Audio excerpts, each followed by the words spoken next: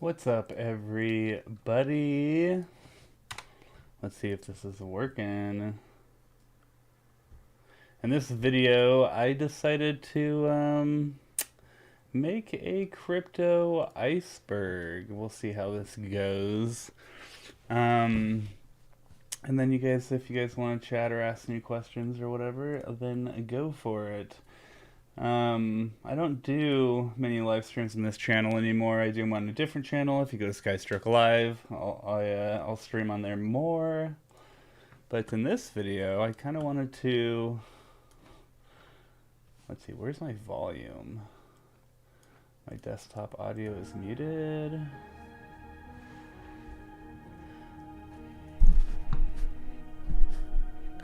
Alright, we'll see how this goes. But yeah, you know, I've been thinking about making a crypto iceberg for a while, and I decided just to start writing things that I could remember when it comes to cryptocurrency and Bitcoin and things that have taken place the past. You know, I've been involved in crypto every single day for the past, since 2016-17. But yeah, I decided to kind of write down all the crazy stuff that I knew about and start this little crypto iceberg. So for those of you who are familiar with crypto, I would love it if you guys think of anything or disagree with, placements or something like that, then, you could tell me. Then we could readjust. But if you don't know what an iceberg is, it's one of those things that, the top of the iceberg are things that most people know about. The bottom of the iceberg are things that not many people know about unless they're really involved in the industry. So I created a list here of a bunch of things that I think are kind of noteworthy. And then we'll kind of put them in this crypto iceberg. And maybe we'll create one in a little bit. So if you guys have any comments or anything you want to put in, that'd be great. Also, if you guys have any random questions or anything, that'd be great. You can put them in the comments as well. I'll try to answer any as possible. And today we'll be drinking oh, wait, where's my camera? There it is. We'll be drinking a Melvin today. I got it because it pretty much looks like a wooden bender. Since Futurama's coming back, why not?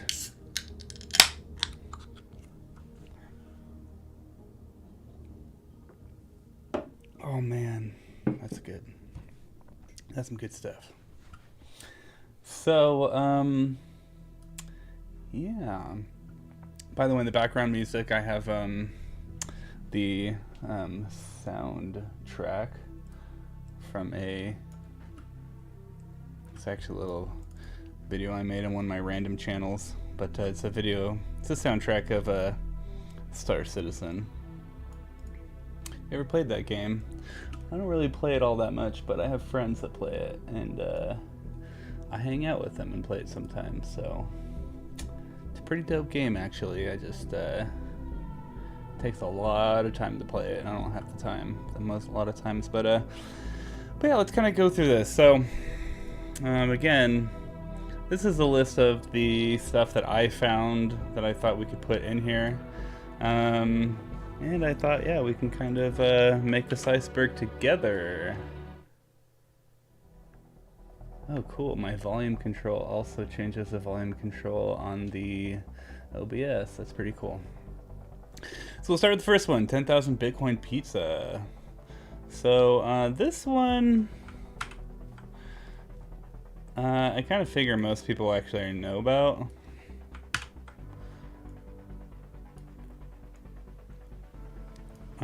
So I'm actually gonna put it in tier 2 because you kind of gotta be in crypto somewhat.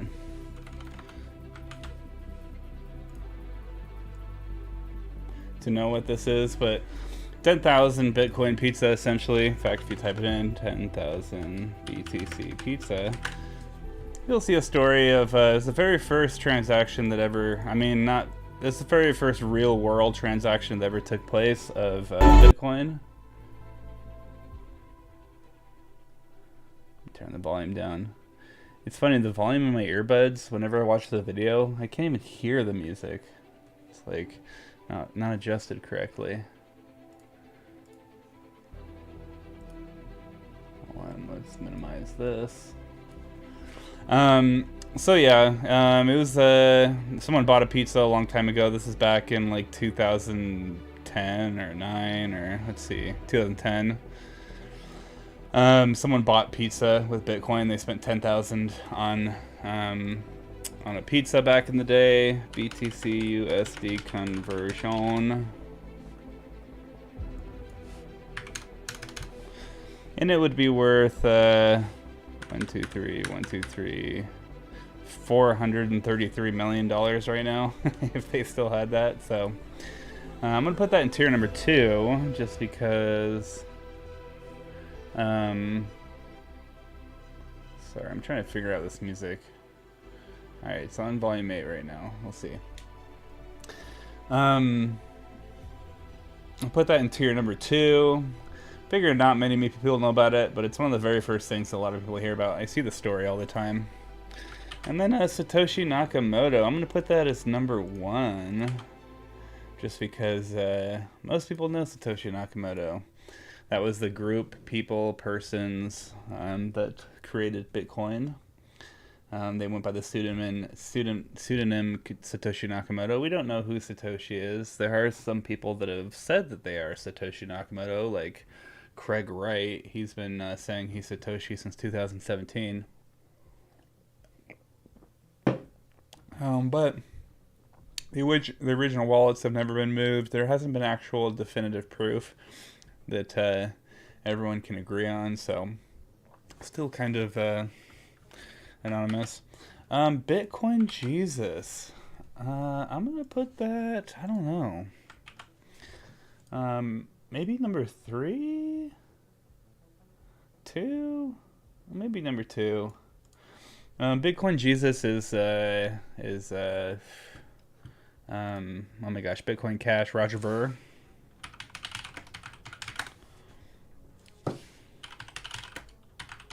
If you guys don't know who Roger Ver is, it's funny, it pulls him up directly.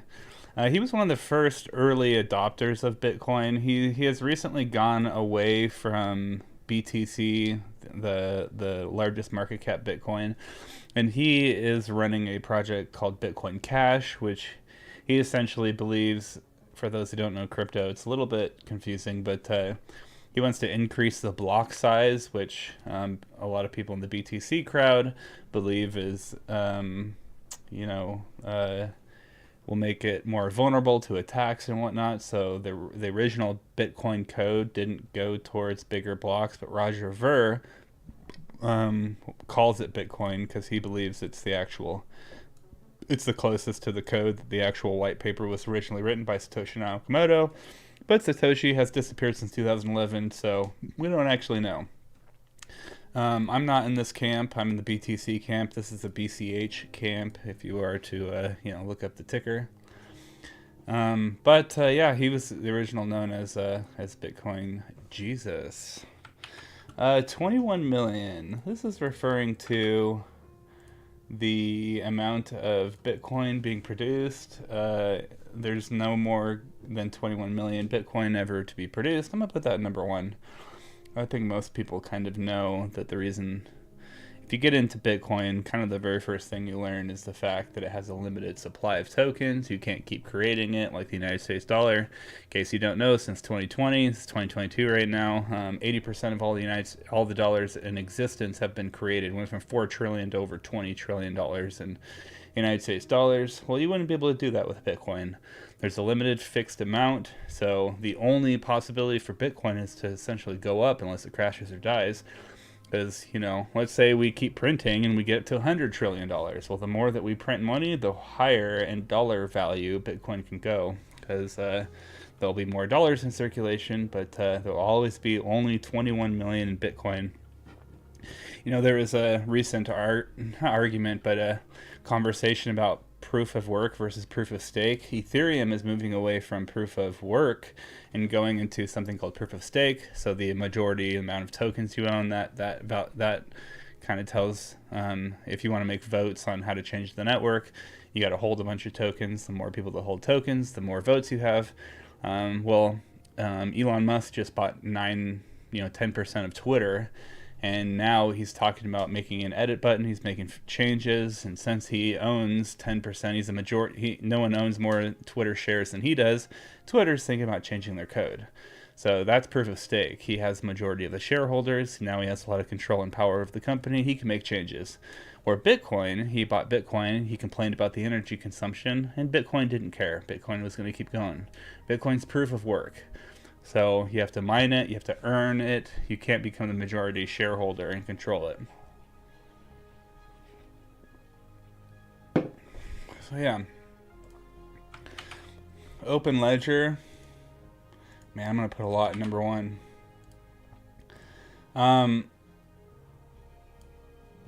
Open Ledger is referring to Bitcoin just being available for all to see. A ledger is essentially, I have $10, you have $10, I give you $2. Now my ledger, now I get -2, so it shows that I have 8, and now you have +2, it shows you have $12, right? It's just a big Excel sheet. But anybody can open this Excel sheet and access it. So when people talk about terrorism and stuff like that, and people being able to finance illegal activities and whatnot, well, it's like, well, it's on an open network. The United States dollar is not on an open network, so Bitcoin, you'll be able to see that sort of stuff more than you would in the United States dollar. So, yeah, Open Ledger.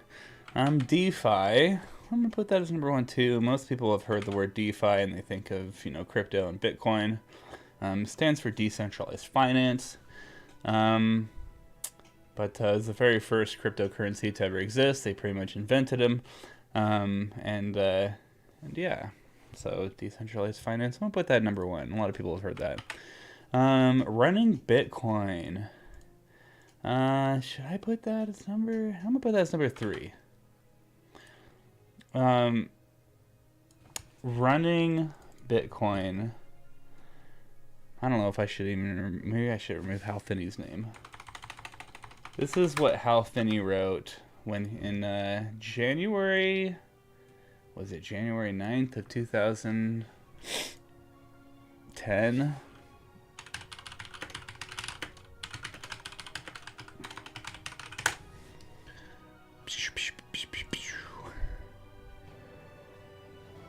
January 10th of 2009. Oops, I was a year off.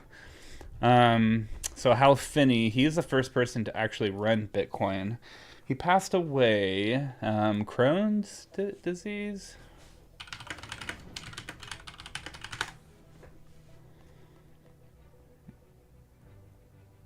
Oh, ALS. So he had ALS. So anyways, he ended up passing away from ALS, but yeah, he was the first one to actually run a Bitcoin node, and he was the first person to get a transaction from Satoshi Nakamoto too. So Hal Finney was one of the very first people. So that running Bitcoin is a very popular tweet. I've reposted it many times. It's in my bookmarks. I comment under it every couple of years. Yeah, this is the very first time that Bitcoin has ever been mentioned on Twitter, that I believe. But he was the very first one to run it, January 10th, 2009. That was the very first time that Bitcoin ran. BitConnect. Where should I put that? Number 3 as well, maybe. BitConnect was the second largest cryptocurrency scam out there. In fact, if you don't know, I'm sure you know Carlos Matos, or whatever, this guy. He's from BitConnect, but this was like a $3 billion Ponzi scheme. $2.4 billion Ponzi scheme. I mean, depending on how you look at it, when Bitcoin, depending on what the price of Bitcoin was. Yeah, this was the second largest cryptocurrency scam out there when it comes to a project being launched. They eventually crashed and went under. Everyone lost their money, and big exit scam. OneCoin. This is the largest cryptocurrency scam that ever existed. I'm actually going to put it in the number 4 rank. And the reason why I'm doing that is because most people, a lot of people in the cryptocurrency sphere know about. Is this music too loud? Jeez, I don't even know. Most people know about BitConnect. Um, but OneCoin, it didn't really affect the cryptocurrency sphere because BitConnect was in the cryptocurrency space. You could find it on CoinMarketCap. You could buy and trade it and sell it. Where OneCoin was all done in the background, you couldn't find it on any exchange. And the people that created OneCoin were more targeting MLM and network marketers. That's why a lot of people in crypto don't know about it. If you're in MLM and network marketing and you've been in the crypto space for a while, you've probably heard of it. But OneCoin, they ran away with like double that, 5 billion or something. Let's see, 4 billion. I guess it depends on when you look at it. 10 billion, right? Just it depends on the price. Of how big you want to look at it. But this girl right here, which you see in these thumbnails of these videos, what was her name? I can't remember. She was she bought being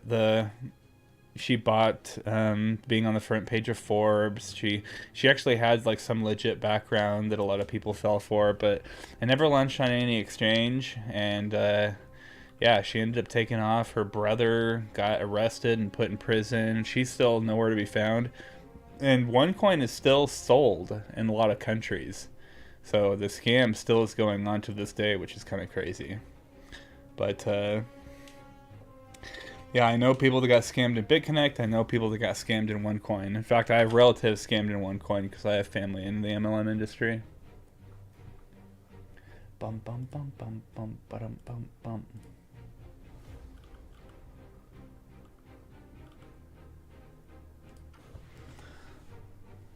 ERC20 smart contracts. I'm gonna put that number 1.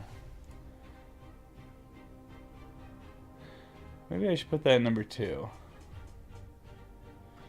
I don't know, 1 or 2. I'm not sure. I'm gonna put it number 1. Most people know what the ERC20 token is. If you're in crypto at all, it is the main token used on Ethereum. Back in 2017, the ICO frenzy that took place because of the ERC20 token. Almost all the projects in the crypto space, like 80+%, are probably still under the ERC20 token. So, which Ethereum created. That's the ability. If I wanted to create a project, I can create a cryptocurrency project, and it would be underneath. Like I would copy the Ethereum code, sort of thing, the ERC20 portion of it, and be able to create my own project. So. SHA-256. Where should I put that? Maybe number 3? I don't know. I'm not sure where to put this stuff. You guys should tell me if I'm wrong. So the SHA-256, that's the that's what Bitcoin runs off of. I wonder what happens when you Google it.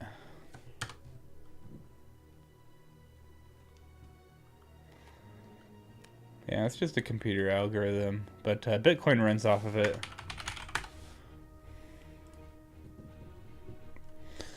So if you want to mine Bitcoin, that's how you mine it with the SHA-256 algorithm. A lot of people know. Maybe I'm gonna put it number 3. A lot of people know like what Bitcoin is and stuff like that, but they don't really know like some of the stuff. I don't know. Craig Wright. I figure if you're in crypto whatsoever, you've heard this name. Number 1, I don't know how to define these. Number 1, I guess, is if you heard it off the news. Number 2 is if you've done any research. So I'm going to put this as number 3. Just because he's so well known. Back in 2017, he claimed that he was Satoshi Nakamoto. He hasn't been able to prove it still, but yeah, he ended up breaking off. So the 2 major what we call forks, copy and pastes of Bitcoin. One was Bitcoin Cash, where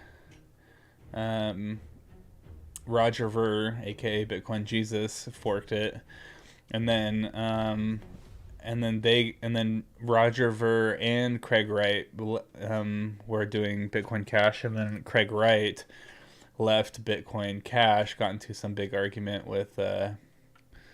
um, with Roger Ver, and then he left and created something called Bitcoin Satoshi Vision, which is BSV.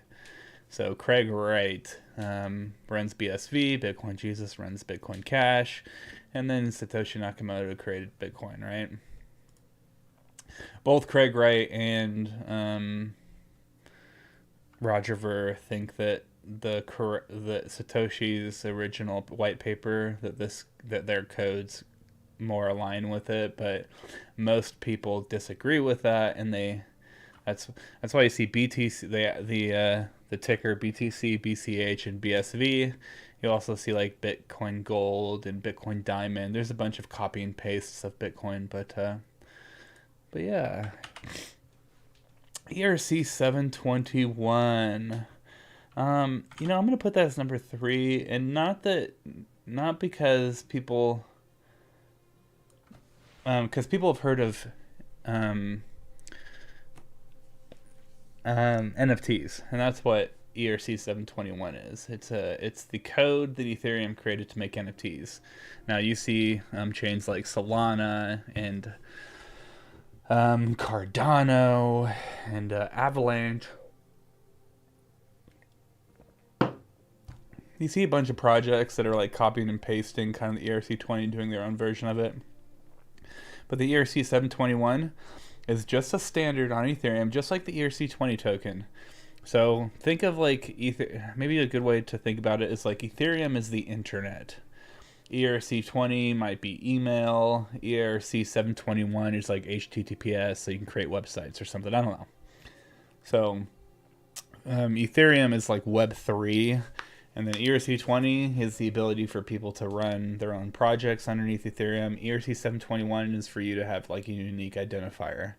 So that way, if you play a video game and they launch 10,000 skins and you earn one of those skins, they know that you own one of those 10,000 skins. They can't fake it, manipulate it, right? Everyone's heard of NFTs. A lot of people are confused on how it works. But it's a way to digitally verify an item, which is huge. You've never been able to factually digitally verify an item before without having to worry about fraud and counterfeit, right? But now you can with the ERC 721. And then ERC 725, I'm going to put that down here. Number 5. And the reason why is because most people don't know about ERC 725. This is Universal Profiles. This is something that a project called Luxo is doing. There's only a couple thousand holders of Luxo. So of the millions of people with Bitcoin, not many people know about it. But this is another standard of Ethereum that allows you to create kind of like how you have Google and you can log into Twitter and Facebook and Instagram with Google. You'll kind of have the same thing with ERC 725. You'll have a unique login that can kind of log into multiple devices. It'll allow you to not need a private key and a public key. You can kind of use cryptocurrency with just like an email address. So it'll make a lot of people that aren't in crypto be able to use crypto. This is very new. This is kind of a personal opinion too, just because I'm invested in this company called Luxo, and I believe in ERC 725. I believe in the creator, this guy by the name of Fabian Vogelsteller. But it's very new right now, and it has been for years. They started creating an NFT platform back in 2017 when NFT just got created, and it's about to launch, right? NFTs have only been really popular for like the last year or so, so they've been building a platform for NFTs to build off of, and they're going to be able to use those NFTs in a unique way with their ERC 725 standards. So Bit Gold, I'm going to put that down here. I might change it. But BitGold was created by a guy by the name of Nick Szabos.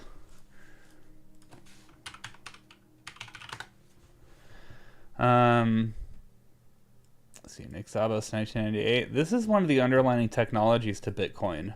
So Nick Szabos tried to create a digital gold a long time ago, but actually got into trouble because it was centralized, and they were able to sue somebody. You can't sue Satoshi Nakamoto. You can't sue Bitcoin. By the way, Satoshi Nakamoto doesn't run Bitcoin. Doesn't have. If Satoshi Nakamoto came back and said, I want to delete the code, he has to get permission from the people. If he wants to change it, he has to get permission. He doesn't own the code. It's decentralized. Now, he just created it, right?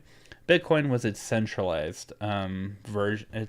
Satoshi Nakamoto took the gold code and mixed it with a couple other codes and then created Bitcoin. So...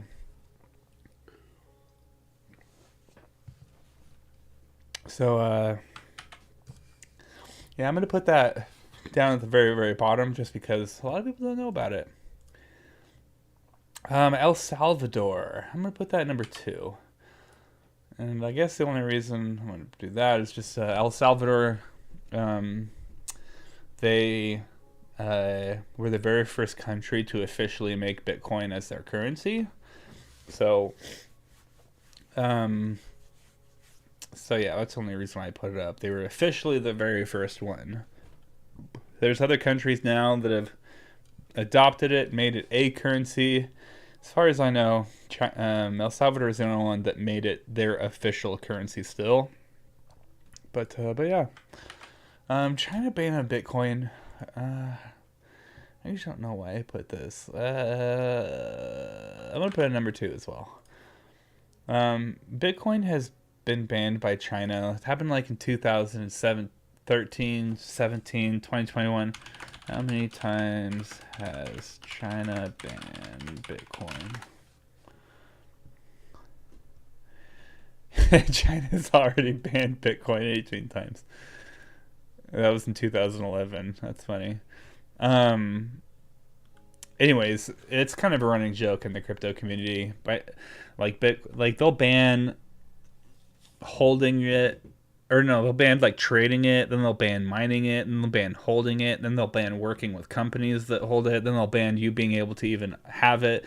They keep like banning little parts of Bitcoin, and I swear they're gathering a bunch of Bitcoin themselves. But China is creating their own digital currency. Same thing with the United States. The whole world is going to go on a digital currency, I swear. But that's another video. Cyberpunks. Should I put it down here too? Let's try it. I might move this around. This will definitely be adjusted, by the way. Especially from when I get your guys' comments and you tell me if I should change something or whatever. Oh wait. Why did I put CryptoPunks? I meant to put Cyberpunks. So... cypherpunks are Satoshi Nakamoto, essentially. Whoops.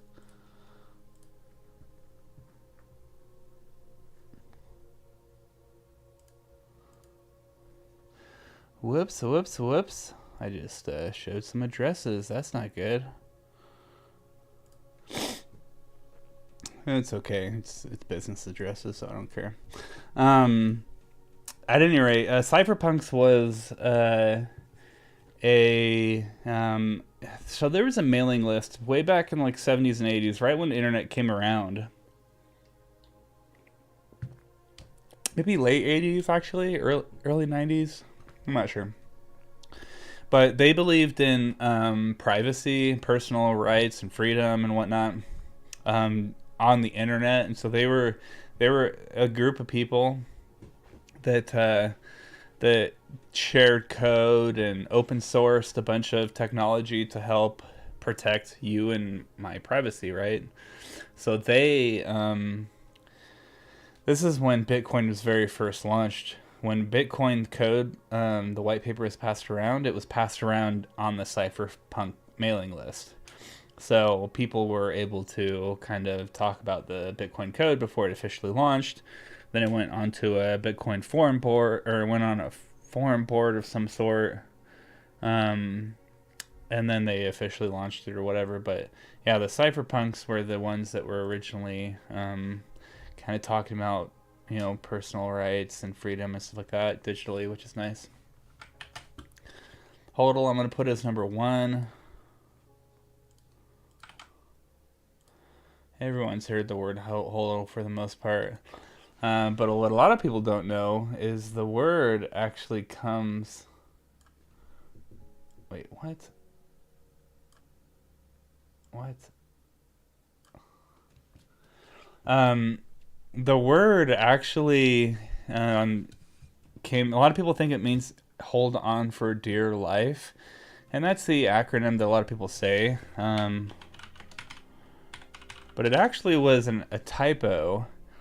From HODL is the term derived from the misspelling of hold in the context of buying and holding Bitcoin and cryptocurrencies. So, does it show when? Back in 2013, there was a forum where someone said hold Bitcoin and they accidentally misspelled it to HODL. And it just became a meme that caught on. And now everyone says HODL. And like I said, everyone says it means hold on for dear life, but that's just made up words that they made after. It was actually just an original, it was just a misspelling, and now everyone uses it.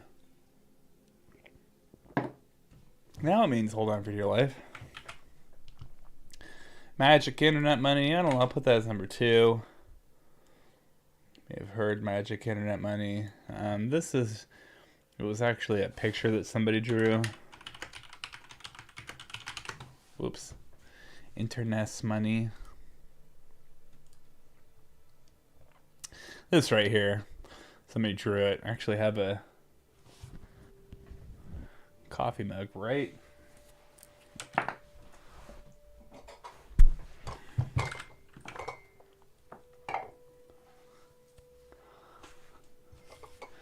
Just got a coffee mug right here that says that. I also have a Bitcoin grenade in here.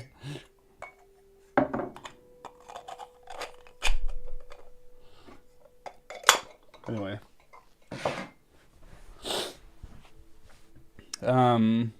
So yeah, that's kind of I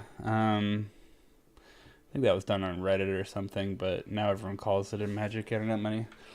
Geez, I don't know where to put Andreas Antonopoulos. Let's see. You know, I'm going to put him down here, and the only reason why is because even though he got me into Bitcoin, the reason why I'm on crypto is because of him. I saw some videos back in 2016-17 of him talking about Bitcoin, and it actually like clicked with me. Maybe it was 2017 that it happened. I think 2016 is when I started like actually doing research and stuff like that, and then I saw some Andreas Antonopoulos videos in early 2017, and I was like, holy crap. And it like blew my mind. And this is when his videos made me obsessed. And I haven't been able to stop thinking about it the past 5-6 years. He explains Bitcoin very, very, very well. But I don't see him very often. I haven't heard, I don't know, it's kind of weird. Laser Eyes, you know, I'm going to put that above. Maybe put that as number 2. Just because if you're in crypto, you've seen the Laser Eyes. Most of the people are supporting the Laser Eyes. Laser Eyes was actually created by the Meme Hub.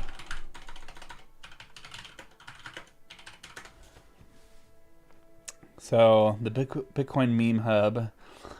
There's actually a bunch of people that actually it's the Bitcoin Meme Hub and a bunch of other people. Actually, I'm not saying the right group name. It's called the is it the Bitcoin Meme Hub?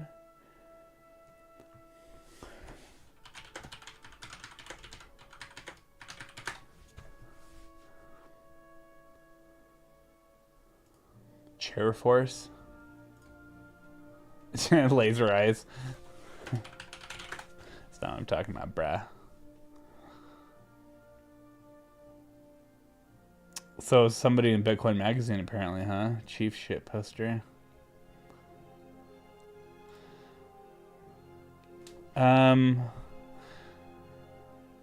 See, it talks about Michael Saylor from MicroStrategy. So I've talked to some of the people that actually created it. It's the Bitcoin Meme Factory. That's what it is. That's what it is. That's what it is. These guys created the laser eyes. Yeah, see, laser eyes, laser eyes. It's funny. My wife actually happens to know one of these guys. This guy right here with the afro. She was like went to school with him. It was kind of funny. Now he's like way into crypto. Anyways, so yeah. Where did I put that? Oh yeah, I'm gonna put that number 2. I figure once you get into crypto, you'll see laser eyes people, right? In January. Oh, I already kind of put that. This is when the very first on-chain what do they call it? A Genesis block was created. So this is when the very first crypto coin was created. It was sent to Satoshi Nakamoto. It was sent to oh my gosh, you know him.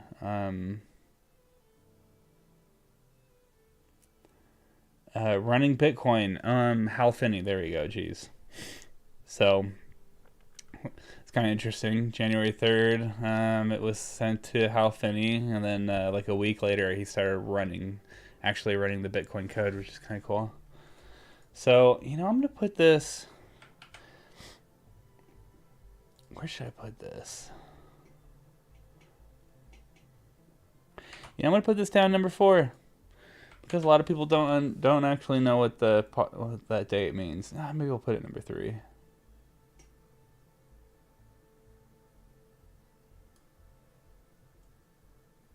I'm going to adjust everything's off. The halving. I'm going to put that as number 3 as well. The halving, every 4 years, the difficulty of mining Bitcoin gets cut in half. So,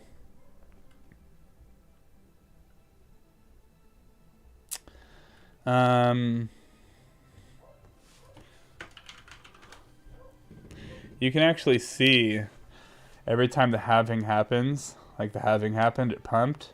The halving happened, it pumped. Every time the halving happened, Bitcoin's price increased. But it essentially it increases the difficulty, so you actually receive less coins. Yeah. Happens every 4 years it happens. And eventually all the cryptocurrency, all the Bitcoins will be mined in like 150 years or something from now, a little under that. But yeah, the halving, if you're into crypto, for the most part, you should know what that is. Maybe I should put that as number 2. I don't know. We'll see. Boat accident. I should probably rename that. I'm going to put that as number... should I put that as number 4 or 5? Yeah, I'm going to put it as number 5. I might change it. This is Fluffy Pony.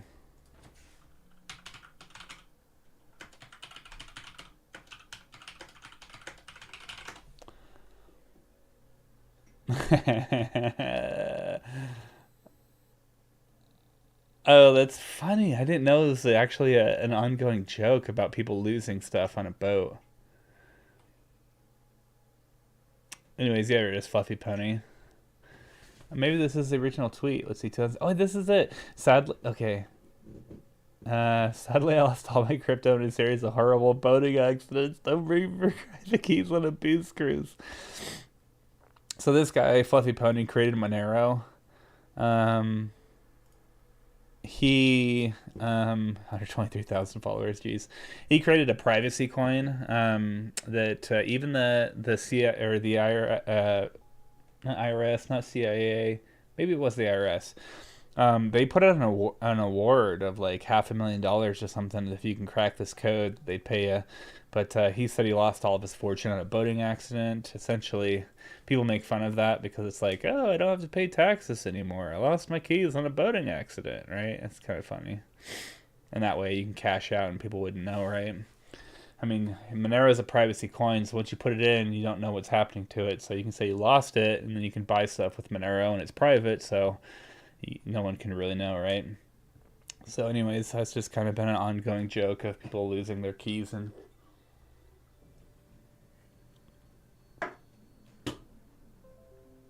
dude, DGen.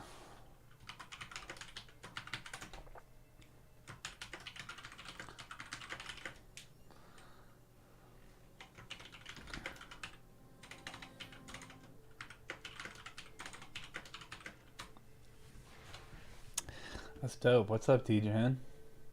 I didn't know you were KYC. Know your crypto. That's cool. Richard Hart. Where should I put Richard? Maybe I should put it even below. I'm gonna put him under Andreas Antonopoulos. Richard Hart he was a really well-known crypto enthusiast. I'm not sure where his origins came from actually, but you'll see him. He has like what do they call them? Candelabras or wait, candelabras. What are they called? No, HART.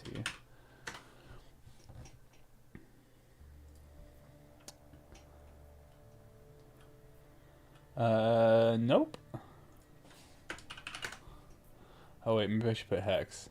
Oh yeah. So this is the guy.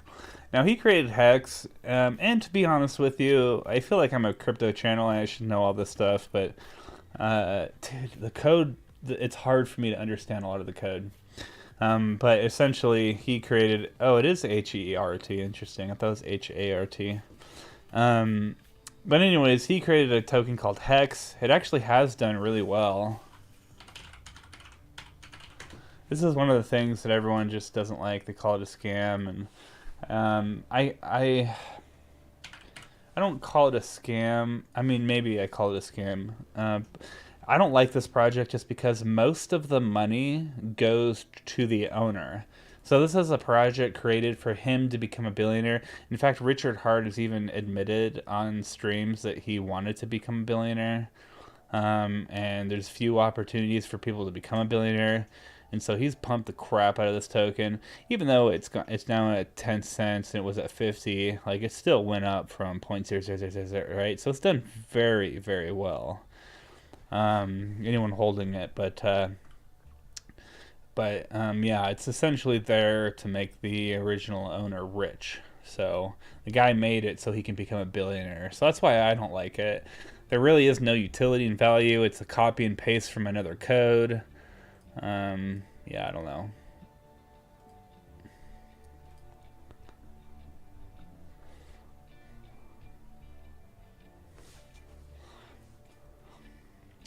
Forks. I'm gonna put that number 2. Everyone should know what a fork is if you've been in this space for a minute.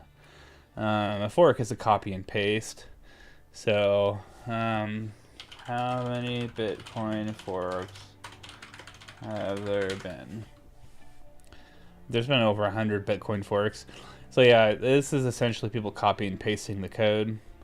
And making their own tweaks of it. So if they're like, hey, you know what, Bitcoin could run a lot smoother if they change this one little thing, they can change that one little thing, but now you're on your own software chain. You have to run it, you have to mine it, you have to keep it secure and stuff like that. So but yeah, fork is a copy and a paste of the code. So a lot of pump and dump projects are just copy and pastes of code. So anyway, meme coins.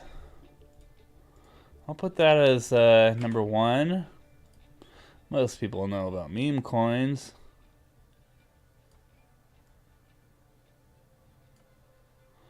I'm going to adjust these a little different. So anyways, I'll put it over here for now. I'm going to adjust these. Meme coins. Everyone's heard about meme coins. The very first one was Doge. Now it's seeped into the stock world with GME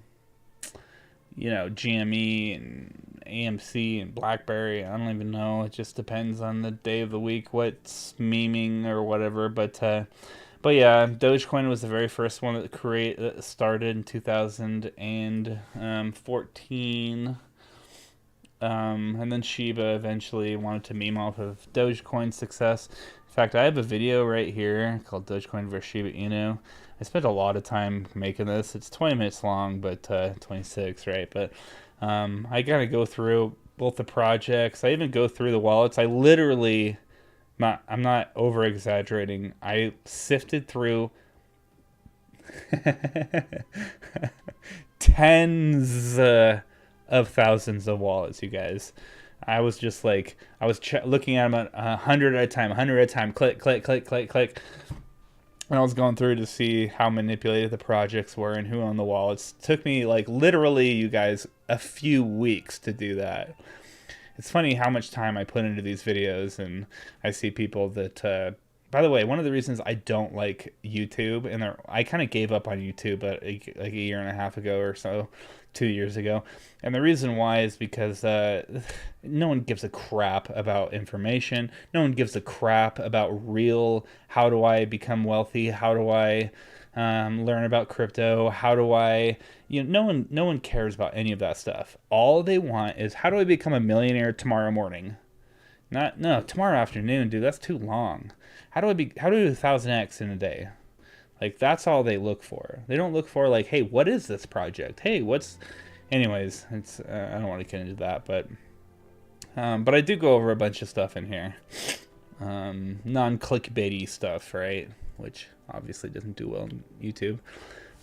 Techno King. I'm going to put that as number 3. I'm going to put that as number 3. Because a lot of people probably forget. But that was Elon Musk. He's the Dogecoin CEO.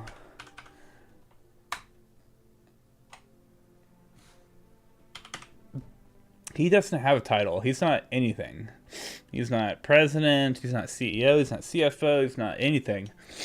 And when he got in trouble for saying he was taking Tesla private, he actually he got into a lot of trouble, and he was not allowed to be on the board of directors. He wasn't allowed to hold a CEO position at Tesla, so he got rid of all of his names completely. And then he's like, "I'm now my official title is the Techno King of Dogecoin." But yeah, he's a big proponent of Dogecoin. Mount Gox, I'm gonna put that as number 3 as well. Even though a lot of people know about Mount Gox, probably not a lot of people know the huge story behind Mount Gox. So, Mount Gox was originally the Magic. In fact, it says right here, Magic the Gathering Online Exchange, MTGOX. This was originally a Magic the Gathering website, and then the person changed it into a Bitcoin trading website. And then he sold it to a guy by the name of Mark Capellis. He ran it, and then it got hacked. In fact, I'm going to show the hack as well. But I'm going to put that as number 3, because it actually got hacked a little bit, and then it got hacked a lot.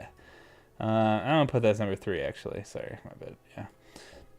So, Mt. Gox got hacked, but then it got hacked a lot. And the majority of Bitcoin that was on the market got stolen.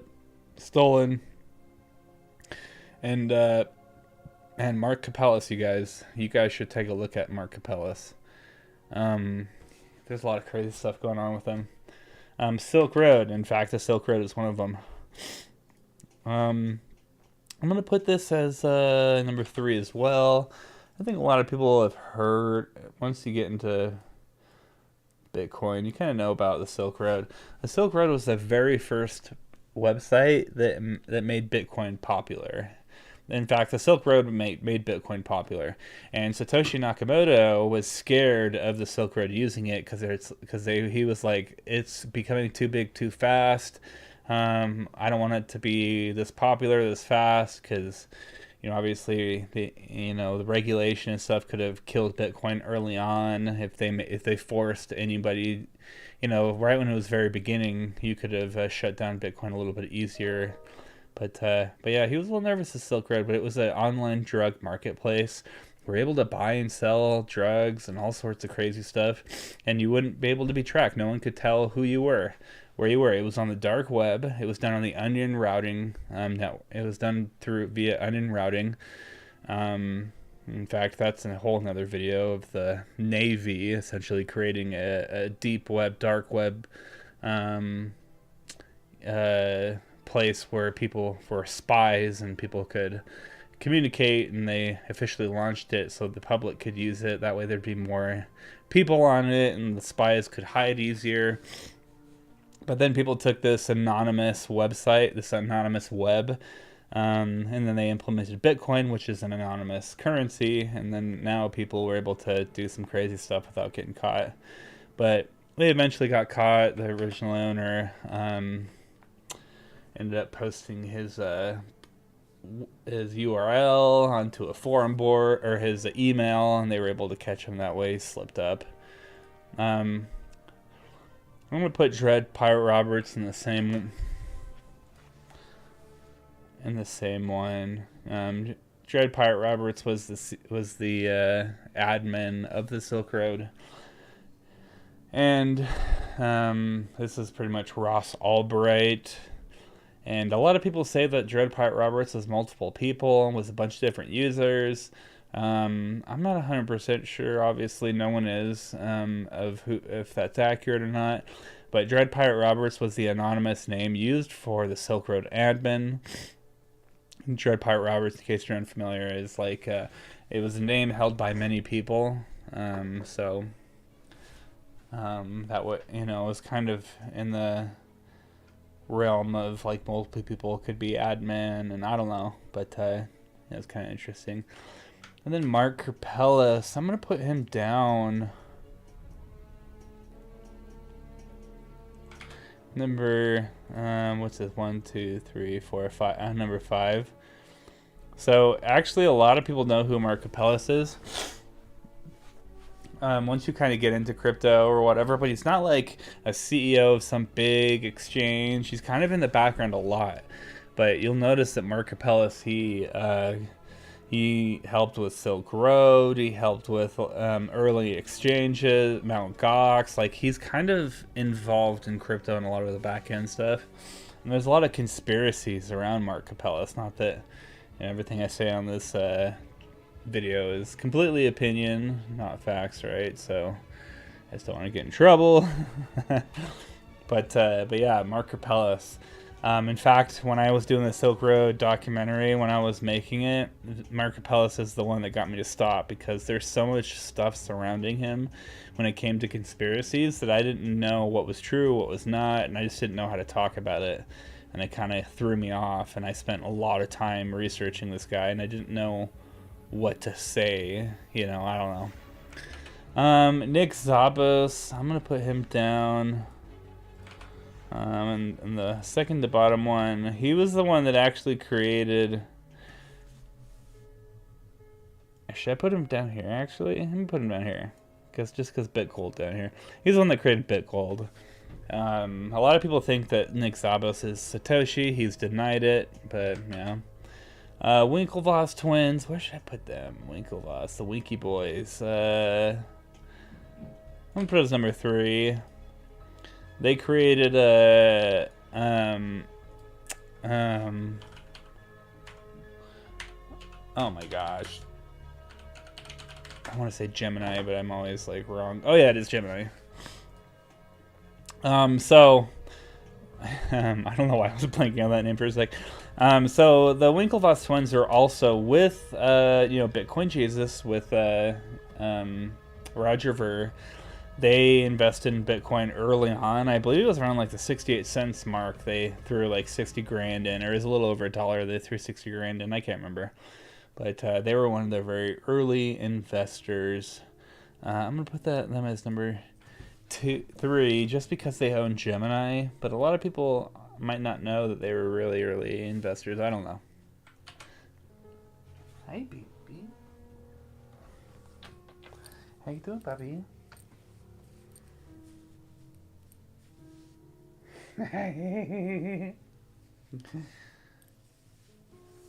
So,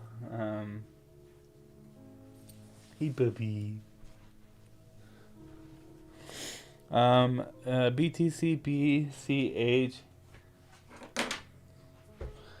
BSV. I want to put that as number 3 as well, maybe? I don't know.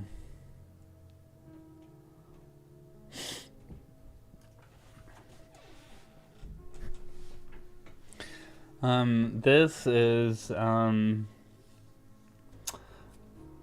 guess what I'm referring to on this is BTC is the original, the Bitcoin code, and then they forked it. They did a copy and paste because Roger Ver and Craig Wright believed that Bitcoin Cash was the original vision for Bitcoin, that it was supposed to be used as doing daily transactions. They ended up increasing the block size, which allowed... They increased every 10 minutes. There's a bunch of data that goes in, and they verify that data for transactions for Bitcoin. And they decided they wanted to let more data in that each 10 minutes when a block was created, where the BTC people were like, no, if you let more data in, it'll be less verifiable and it can be manipulated more. And so they decided that if they wanted to increase the transaction speed, they would need to do it on a layer 2 solution via something called Lightning Network, where the Bitcoin Cash people were like, you know what, we just need to increase the block size. And increasing the block size, allowing more transactions within every 10 minutes will allow the transaction costs to be lowered. And and that's another thing. I don't know code very well, and it's really hard for me to say what's right or what's wrong. I just have to rely on people that I trust and kind of hear what they hear and kind of make my own opinions. But yeah, I'm not a BCH person. I'm more a BTC person. But yeah, and then eventually BCH. By the way, this fork right here made a huge crash in the market, as well as this fork right here. But anyways, then eventually Craig Wright and Roger Ver got into an argument, and they disagreed on stuff.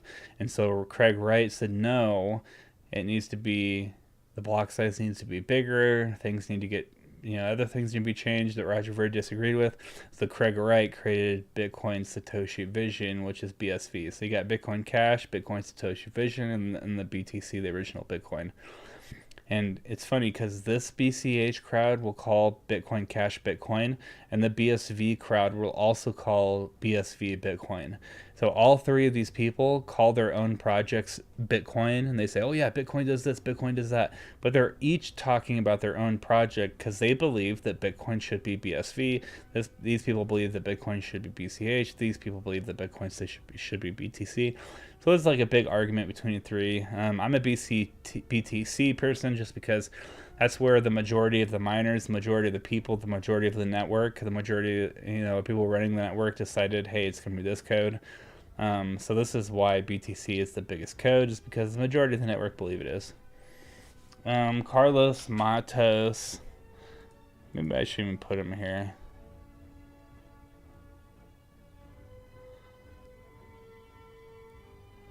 I don't know. Where should I put him? I'll put him as number 3 just because it's been like 5 years. Unless you've been in the crypto space for a long time, you might not have heard of this person.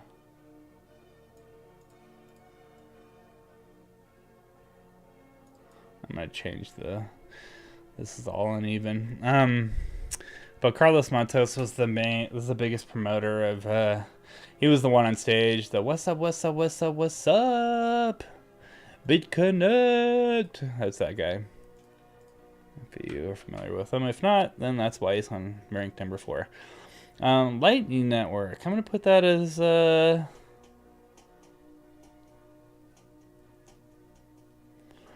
it'll be 2 or 3. I'm not 100% sure where I should put it. I'm gonna put that as number 2.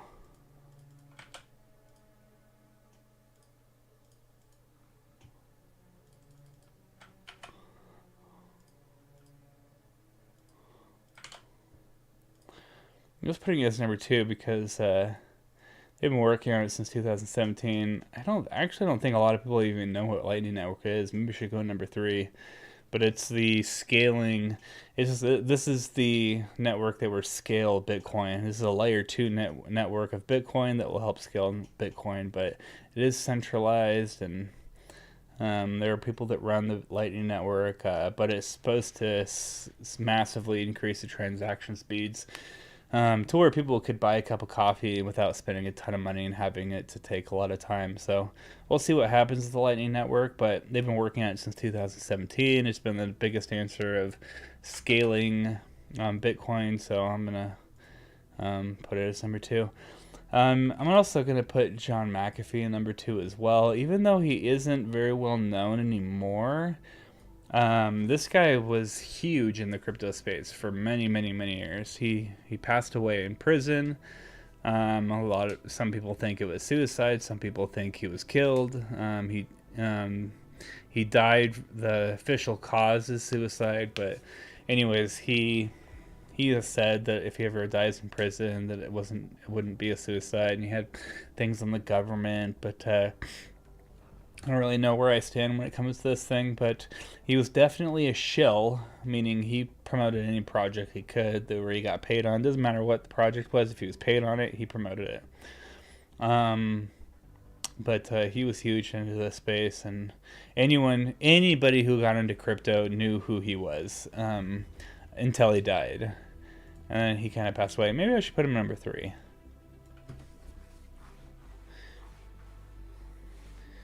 Yeah, these are people that don't know crypto. These are people who have put their toe into crypto. Probably number 3. I guess I should put this. Maybe I should be careful with this. I'm going to put this number 3 too. If you don't know what this is just essentially where he said that he would eat his, you see it right here, on national television if Bitcoin didn't hit $1 million. Baby.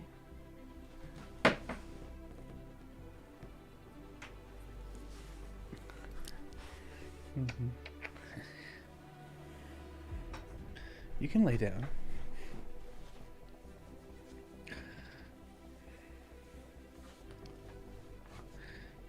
Oh, this is my baby.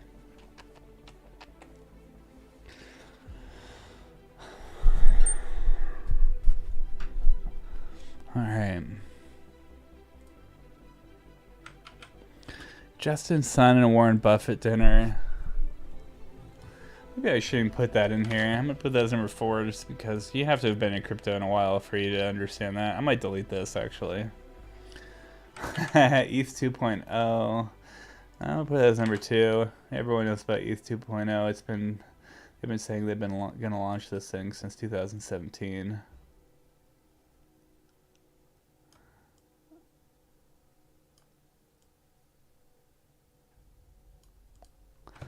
But ETH 2.0, they're essentially moving from a proof of work to a proof of stake.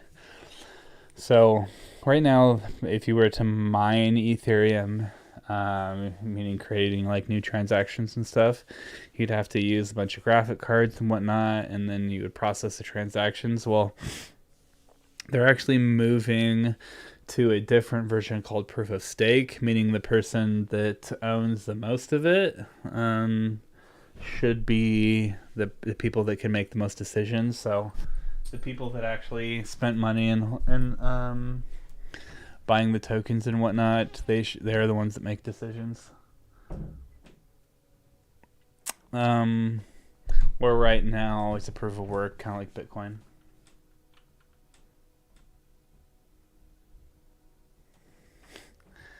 So I think you have to push on it. Love you. No, you're good.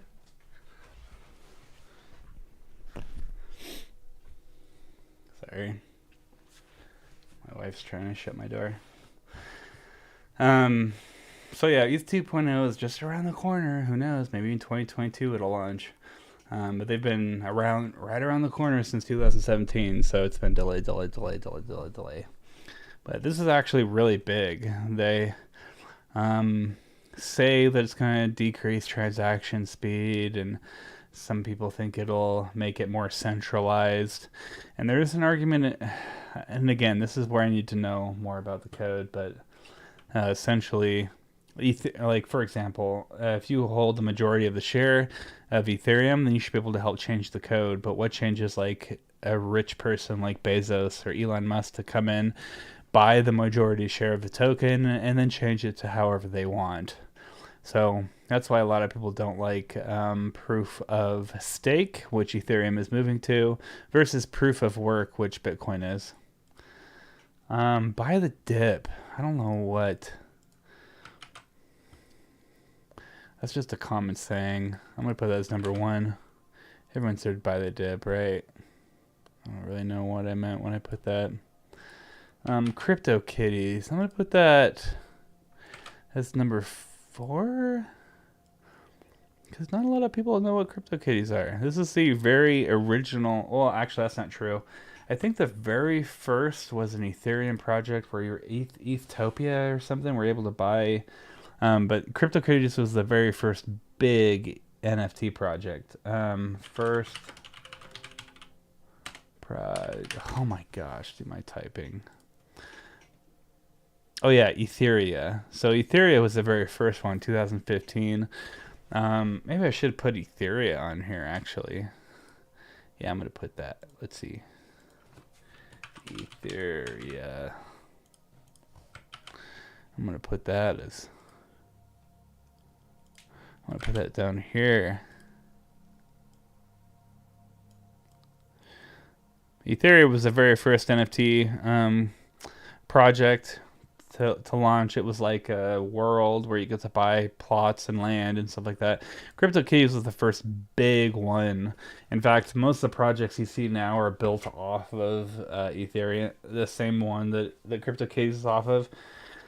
Essentially, where you have like 10,000 NFTs, unique pictures that you can buy, but each one of them, like one has glasses, one has a beard, one has a hat. They kind of adjust them a little bit, but CryptoKitties was the first big one.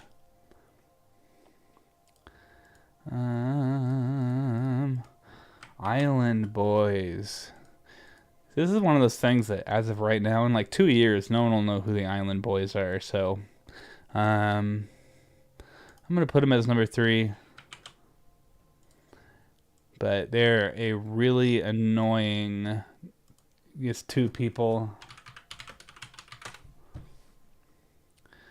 I'm an island boy. Let's see how many followers they got. Nope, this isn't the right one.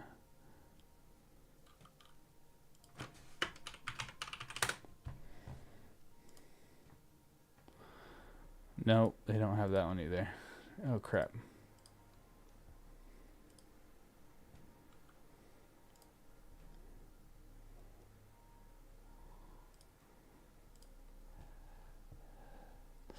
Anyways, they are a really annoying group, a couple of people that these guys right here, they sing. This hot tub right here was the famous one where they're like, I'm an island boy. Anyways, a really annoying song, but they were all over the place for like 2 years. It was annoying. Ooh, CVE 2010 5139 hack.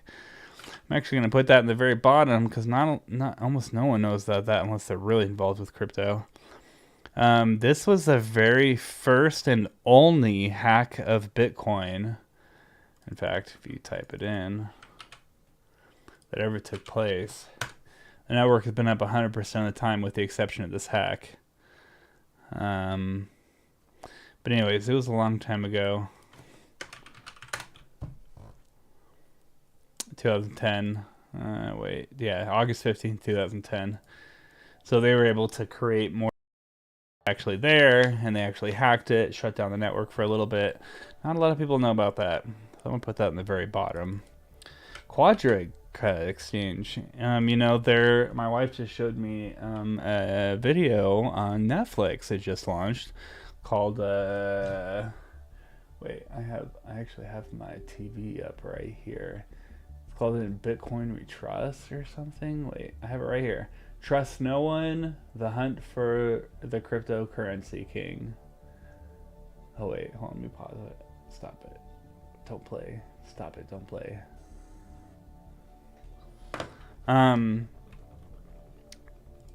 But outside of Netflix right now, not a lot of people know about this. I'm gonna put this down the bottom.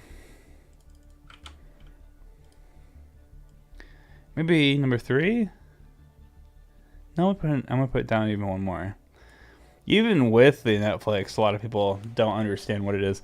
But Quadra Exchange was the largest Canadian exchange, and then the owner mysteriously died in India, and there's just like a whole bunch of question marks behind it. Like, he was the only one that had the keys.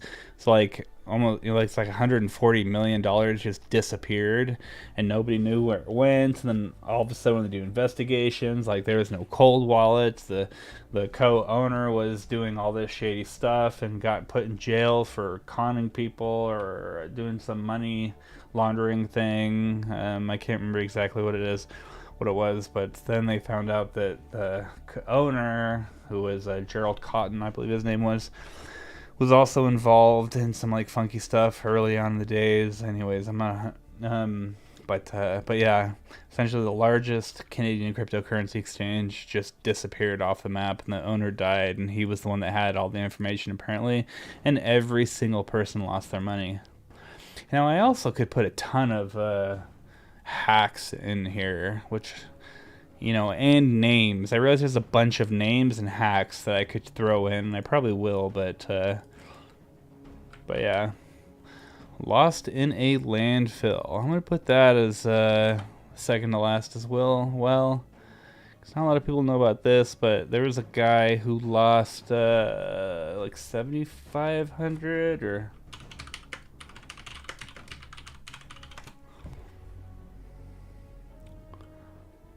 Yeah, 7,500 bitcoins was lost in a landfill in 2013. The guy's been trying to find that computer, but he had a computer where he mined 7,500 BTC and then threw away his computer. And then years later, he realized Bitcoin is worth something. And then he went to the city dump where he knew his computer was and was like trying to pay him a bunch of money. Like, hey, if you help me find this, I'll give you some of the profit and whatever. But kind of interesting. Oh, wait, I had Cypher and Cyberpunks on the same...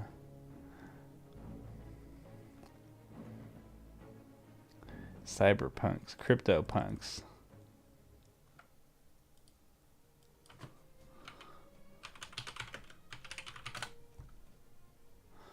That's probably what I was trying to get at, was the NFT project. Oh, I see. One was actually realistically CryptoPunks. I don't really know where to put CryptoPunks.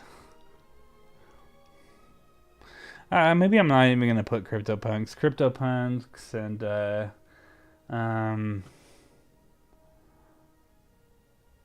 there's so many NFT projects that are doing well right now. I'm probably going to leave that out right now. Hal Finney. I'm not going to put in the very bottom, because if you've really done your research and gone into crypto, you should know who Hal Finney is. Maybe you don't know about the hack. Maybe Nick Zavos. Maybe you don't know about the cypherpunks in general. Maybe the cypherpunk should be moved up one. I don't know. But yeah. Ooh, I'm gonna Henry Ford using currency. I'm gonna put that in the very bottom because probably no one knows about that. Henry Ford.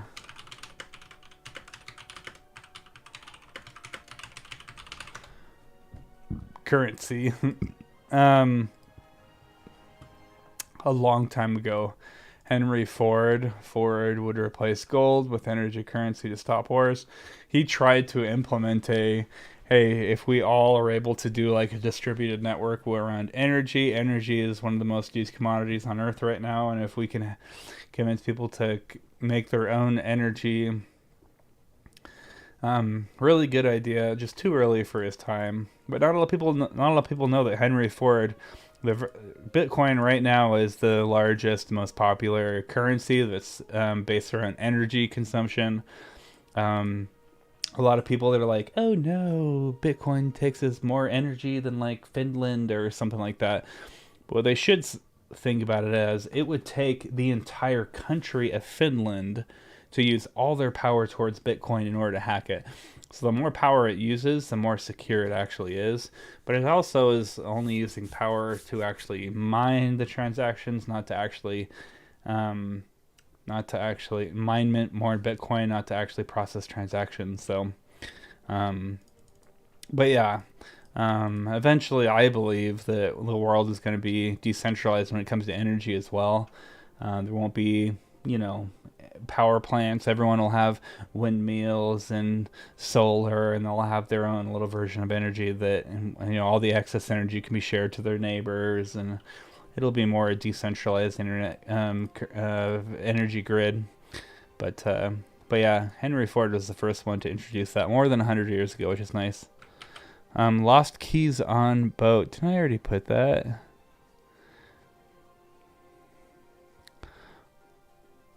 I swear I already put the lost keys on boat. Oh yeah, boating accident, lost keys. I already put that. Let me delete that. Bitcoin fixes this. I'm gonna put that as number one. Everyone, I feel like that's all over the place. Anytime you see like a problem with the world, everyone's like, "Hey, Bitcoin can fix this. Bitcoin fixes this. You can't, do terrorist money through banks, like, you know, oh my gosh, HSBC, they funded terrorism, got away with it. Well, they wouldn't be able to do that if they were on the Bitcoin network, right? So Bitcoin fixes this. So it's kind of a popular meme right now. I mean, it has been for years. So I'm gonna put that as number one. I don't know. The Bognoff brothers. I'm gonna put that as number 4. These guys are. This is kind of a crazy story. I actually had to look these guys up, and I was like, "Who the freak are these guys?" Um,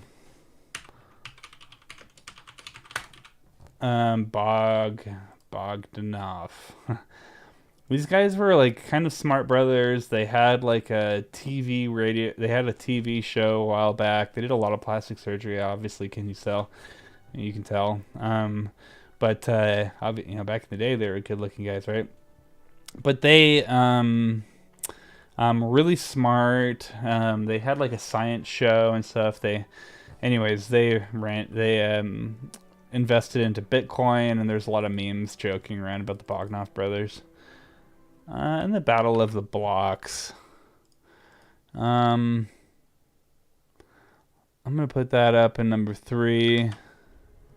Actually, maybe I should get rid of the BTC, BCH, BSV, because the Battle of Blocks is pretty much the same thing.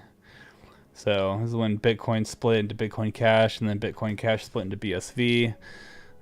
Just a lot of people think that their project is better and whatnot. So, but yeah, looks like that's all I have for right now. I want to create a bunch more. Obviously, I want to fill this up a little bit more, especially like the bottom two. I want to find a lot of cool, crazy stuff not a lot of people know about. And as I was talking about this, I actually thought of a couple more that I need to look up. But yeah, I'll fill this out a little bit more as time goes on. And if you guys think of anything that I could add to this, please let me know. That way I can add to it. But there's not a Bitcoin,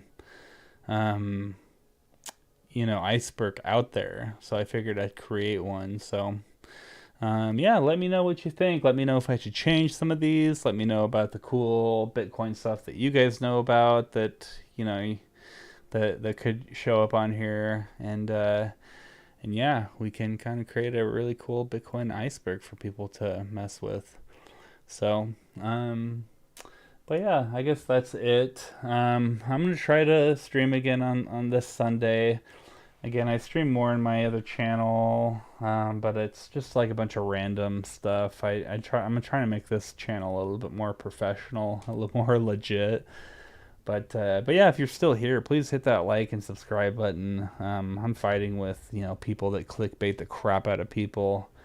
Um, Jeez, it's crazy the stuff that people do to get clicks. And I'm struggling with doing those things. So if you can help me out and hit that like and subscribe, that could help out a lot. If it's something that interests you, if not, that's okay too.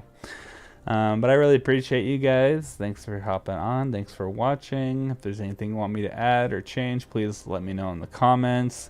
Google Skystruck Live for my other channel, so if you want to follow that one.